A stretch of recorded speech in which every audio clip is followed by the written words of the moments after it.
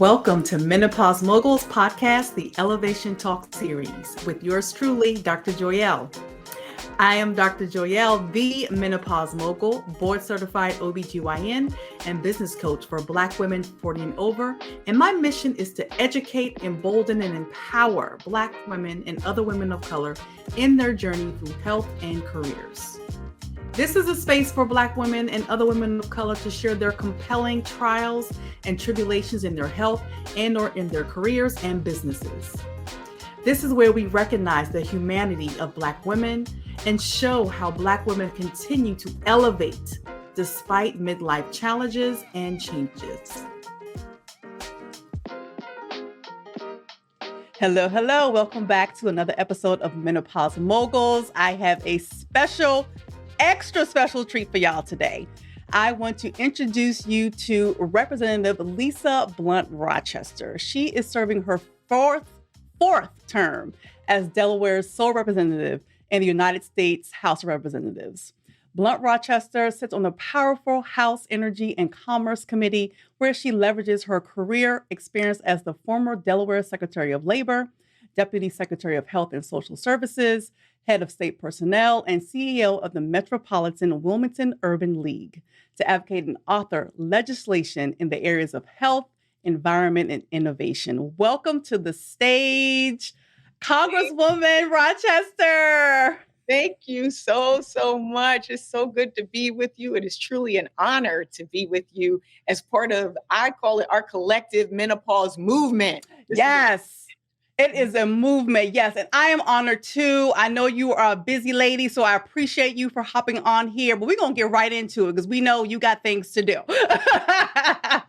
So, just so I can let the audience know, I was blessed by Congresswoman Rochester's energy in this breakfast I was actually invited to at the Hill. And it was about menopause policy. And I was really attracted to your authenticity in regards to your experience as far as your own personal experience with perimenopause. We're going to start there. Yes. So if you can share just a little bit about your own personal experience of, around perimenopause and menopause. Yeah, well, first of all, thank you for having this platform, because I wish this had been here for me, right, like when I was young. And I think that's the most important thing about what you're doing. Like, we shouldn't think about this when we get there, right? When we're in it.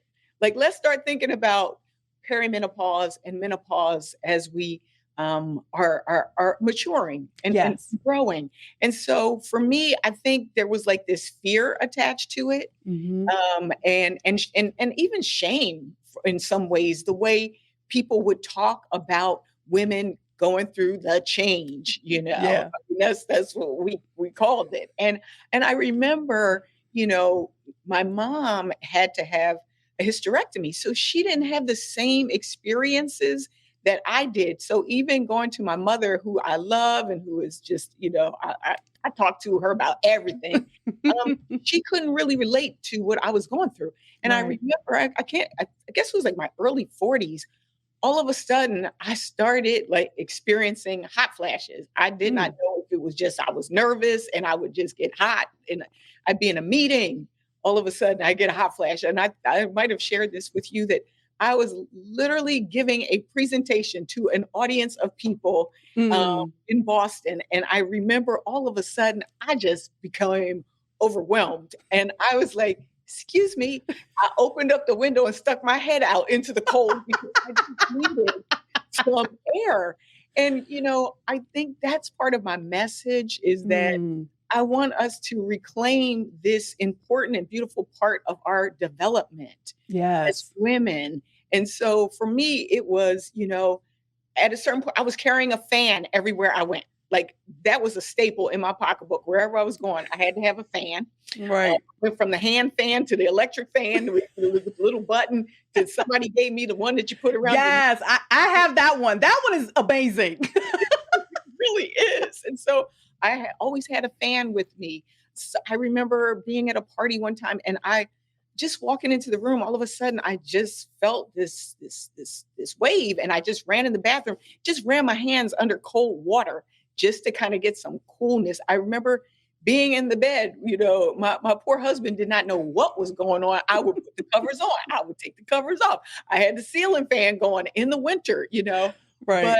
but, but part of the thing that really bothered me was that, I didn't feel like there were a lot of resources out there for me. I didn't feel like there was, even when I talked to my gynecologist about it, it was kind of like, well, there are some supplements you can take in the drugstore and there's this, Hmm. but it really didn't feel like there had been the research that we need. Right. And there really hadn't been the supports. And so for me, this ability to be in the House of Representatives and to be on the health subcommittee, because I'm on the Yes. health subcommittee, is really an opportunity. But also, my previous jobs, I was Secretary of Labor, head of state personnel in Delaware, CEO of the Urban League. Like, I also see this as an economic issue too, because when we as women can't be productive, do Yes. our thing in the workforce and not have the right supports from our employers, that's an economic impact on the country, not Right. just us. Yes. On the country. It's a drain on the country. I think there's like a $1.8 billion impact in like lost wages. Right. So again, there's the money side of it, the job side of it, the personal side of it, and just our own ability to breathe and know this is Yes. natural, this is normal, and it is to be celebrated. Yes, I love that celebration, right? Like you said, a lot of us go into this phase of life where we are fearful. We are like, "Oh my God, I don't want this." Doom and gloom and all the things. So I love that you make, enlighten us with that idea of celebrating this phase of life. This is something that we actually get the privilege to do. This is actually a gift because a Yes. lot of us don't get here, right? That's Like a lot of us don't make it here. that's So in order to get here and, like I said, embrace the development of, we're still evolving as we're going through this phase, right? And like I said, it's a natural thing, something that we all have to go through. We can't avoid it. right. But it's something that we actually have to pay attention to because it affects, like you said, all facets of our lives. Yes. So you created this amazing WARM Act, Yes. which is WARM is an acronym for We're Addressing the Realities of Menopause. I love, love, love that. I was like, oh my gosh, WARM, it just came on together. I was like, okay, that I need to know more about this. Yes. So can you please let the audience know like what the WARM Act is and what was it formed to help in regards to perimenopause, menopause, and women's health in general?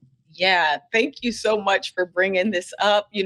First of all, I want to share with everybody that I have a co-lead on this legislation, Representative Harshbarger, and she's a Republican. So, like, this cuts cross. It doesn't stop at party lines or any of that. This affects, as you were saying, all of us. And for us with the WARM Act, what we really wanted to do was, number one, have a nationwide awareness campaign. A lot of people are going through this transition and don't know about screening tools or treatment options or things like that, the things that I wish I had known. And so first is to say, this is something we all should care about, and we all should have a nationwide awareness campaign. That's one part of it. The other is that we need to invest in medical education and training so that the next generation and the current generation of healthcare providers are equipped to treat us, to inform us, to help us, to advocate for our own positive quality of life. And then the third really component of this is to invest in evidence-based tools and resources.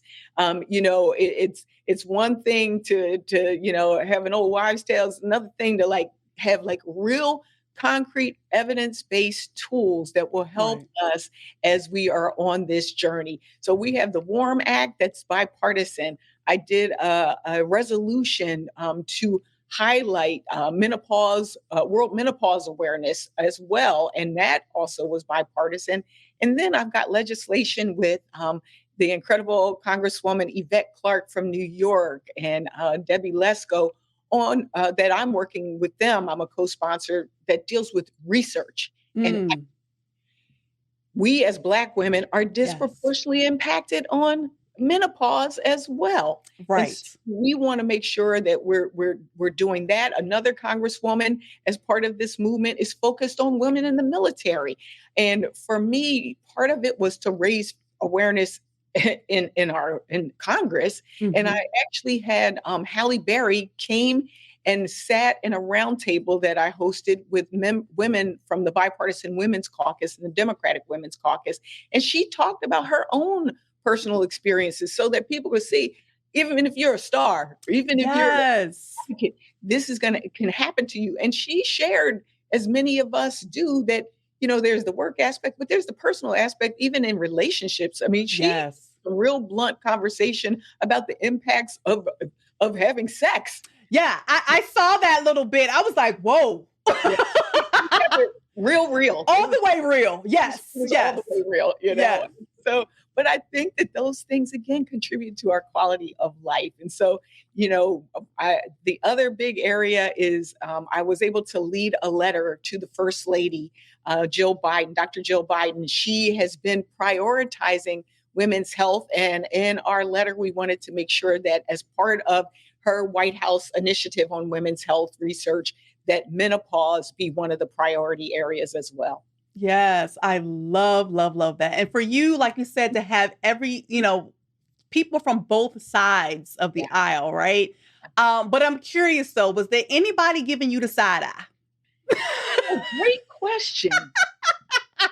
If they were, they kept it to the side. Yeah, because I mean, this is how great it was when Halle Berry came on the Hill. Yeah. Even the guys were like, "We want to learn about menopause." Right. We even had a meeting with Leader Hakeem Jeffries. Nice. On the Senate side, actually, it's kind of funny because we're working with the Senate as well. Mm-hmm. Chuck Schumer, the leader Schumer, as well as Cory Booker, they wanted to lead the bill on the Senate side. Oh, So that is awesome. If anything, we've built more of a groundswell than has been there before. And I was just sharing with my team. I was just walking through the airport about 2 weeks ago, and there on the newsstands was Oprah magazine, a whole issue dedicated to menopause. Like everybody's talking about it, and they get it. You were ahead of the game. Everybody's catching up with you. Everybody's catching up. Yeah, I love that. You're right, because when I first came out with my platform, we didn't really see a whole lot of men. Now we got commercials, we have Oprah, Halle Berry, like all these people are coming out, and I love that you have, like I said, Representative Cory Booker and everyone just coming from, women and men coming together on this issue, because menopause not only affects us, it affects all the people around us, our partners, our colleagues, because of, how we feel about ourselves and how we, move in this next, phase of our life. So I love that you are starting this movement, like you said, in the Senate, in the House of Representatives, for all of us to really amplify this conversation and also support, right? Because this phase, this transition could be, very isolating for a lot of women. And I know a lot of women, still out there are feeling alone and think they're, just going through this thing by themselves. But it's really important for them to know that, you are definitely doing what you need to do to amplify the conversation, as well as the support and the resources for women. Because like you said, there's so many that are out there who don't know what to do, where to turn, and things like that. So it's awesome. I love that you are creating this warm act with the facets of providing the resources and the guidance these women need, as well as the medical education. Because I would have to say, from my experience, going through medical school, residency, there was no education about menopause. I was scrambling, trying to look up stuff when I got into practice. When I had menopausal patients come in, I'm like, all right, I don't know. Let me go look this up real quick before I go in and see her. So I love that you also included that in the act. Yes. No, well, we're glad to have done it. And as you said, there are now new treatments. I was meeting with one of the companies, and they shared with me that they did an ad during the Super Bowl. It was Mm. their number one. That was like the number one ad Yes. was the one related to menopause. And so, Right. again, I really just thank you for your advocacy and you being a champion. And I do think to all of those out there that are feeling alone, you are Yeah. not alone. Yes. You are not alone in this. For those of you who are feeling, you know what, they said I should do this. I tried it. It didn't work. We need to make sure that we're doing things that are tailored to us as individuals. It's Right. not a cookie cutter, one size fits all. No. Bodies are different, but this is for me. I am grateful that I made it to this phase. I Right. remember puberty. I remember bearing two children. Yes. I now this past year became a grandmother. Oh, congratulations. Dude, it's the best thing in the world. Yes. It's a girl, and I love the fact that I can fight for education and awareness, but also her right to do what she Yes. wants with her body. Um, Exactly. That it's part. an important, yeah, Yeah. it's an important time. It's an important. Definitely. So, Yeah, I have 2 girls and a son, and, a lot of again, my passion about this movement and, this platform is for them to be able, when they get to this point, they're not feeling alone and scared and, they'd have no idea what's going on. But they know they're 13. My girls are 13 and 11. My son is almost 9. And they know they've heard of menopause. They've heard of perimenopause. So we've had these conversations. So they won't when they get to this point, like, what's that? Like, well, I don't know what that is. right. So it's important to have that conversation with our children so they will know. Because like you mentioned, your mom never mentioned for you, from my experience, my mom, she didn't get any symptoms. Me over here was over here on the struggle bus. Yeah. So she was like, Joelle, I'm sorry, I didn't know. I'm like, Yeah, exactly. And my mom, she talked to me about everything, but she didn't have the same experience, just like you Right. said. Mine didn't have these symptoms. And so, Exactly. but then the beauty as well of, there's also a freedom of shifting to this new phase. Yes. I love, I'm now 62, and it's like I can wear white every day. Yes. No concern. No. It's beautiful. Exactly. And at the same time, again, I just, I want people to not even feel bad when they bring out their fan. Yes. Right. No, Right. I don't have to make an excuse. This is who I am in this moment, and I'm grateful. Awesome. Awesome. Yeah. Thank you. Thank you. Thank you. So we're coming to the conclusion now. So we can, I want to get into the rapid fire questions before you go. So the first question is, what brings you joy? My granddaughter. Yay! Lenny. She brings me so much joy. I cannot imagine. I cannot Funny, imagine. cute, it's smart, and she just brings me joy. Yeah. Awesome. Awesome. Okay. And Beyonce. Yeah. Me too. Yes. I'm like Cowboy Carter all day. Oh my gosh. Do you like okay, I'm not a country music fan. But I was like, okay, now Beyonce, now I'm a country music fan. Like, girl. Like she even has opera in that one. It's awesome. It's awesome. Yes. Okay. Joy. The second question, what is one piece of advice you would give a woman who is approaching the menopausal transition? What would you tell her? I would say, don't claim the shame. Like get your information, take care of yourself. But like I said, I want people to have their fans with pride. Yeah. Their fan around whatever it is. Yeah. But don't let other people put on you that you should feel a way about it. Make sure even when you're advocating for yourself in your doctor's office that you're like, no, I'm not going to be timid about this. Like, I am going through this. I need help and support. What are my options? Don't claim the shame. Don't claim the shame. I love that. I so love that. Last question. Fill in the blank. I am blank years old and my superpower is. Ew. Okay. I am 62 years old, and my superpower is my head heart connection. I Oh, see and feel a problem. I listen, I try to analyze it, and then I try to connect the dots and turn that action into impact. My head awesome. connection. That's it. Awesome. Oh, I love it. I love it so much.